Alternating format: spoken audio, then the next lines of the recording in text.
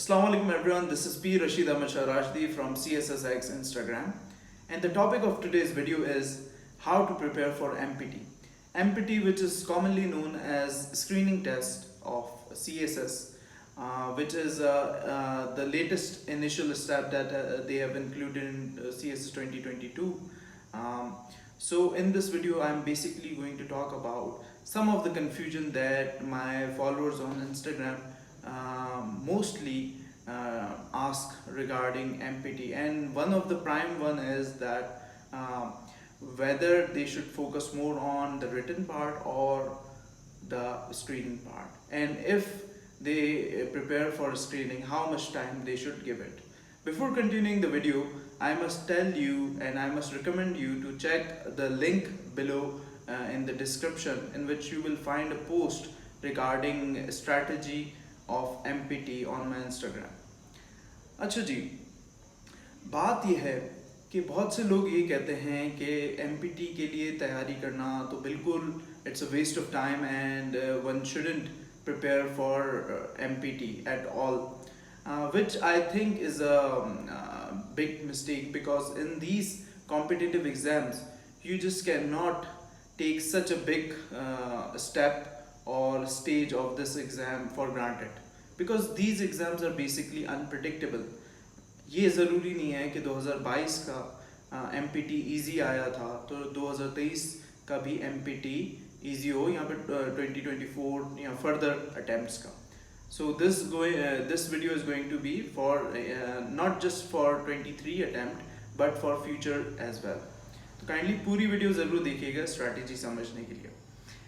Basically MPT मैं इस हक में हूँ, या मैं ये चीज़ प्रपोज करता हूँ, अपनी स्ट्रैटेजी में भी मैंने बताया हुआ है कि MPT जब आप तैयारी कर रहे हैं तो ये नहीं है कि बिल्कुल रिटन को आपने छोड़ दिया और MPT कर लें. नहीं, अगर स्क्रीनिंग टेस्ट में 2-2.5 महीने हैं तो आप MPT को अपनी डेली रूटीन में, CSS रिटन की जो प्रिपरेशन आप कर रहे हैं उसकी डेली रूटीन में MPT को भी ऐड कर लें.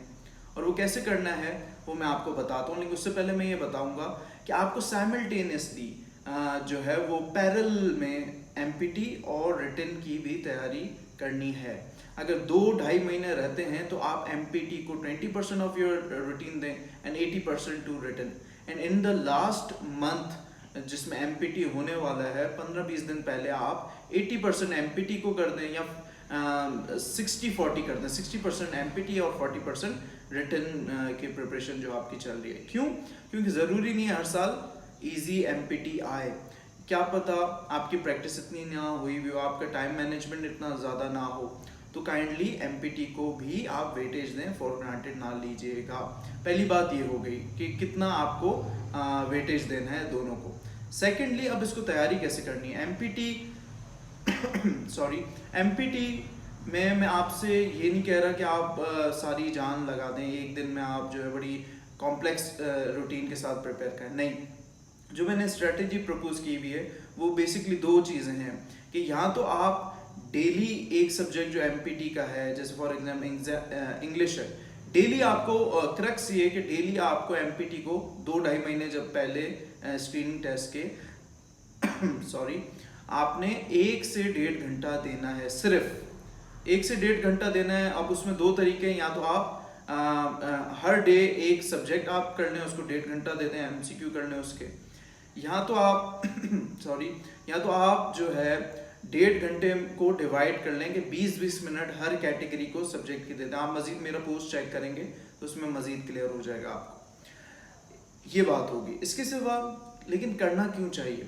करना इसलिए चाहिए, फॉर एग्जांपल अगर इजी भी आ जाए MPT, जो कि होपफुली इंशाल्लाह और मेरी दुआएं हैं कि इजी आए ताकि आप ज़्यादा से ज़्यादा लोग इस स्टेज में क्लियर हो जाएं, लेकिन फिर भी आपकी MPT की तैयारी वेस्ट नहीं होगी अगर इजी भी आ जाए. क्यों?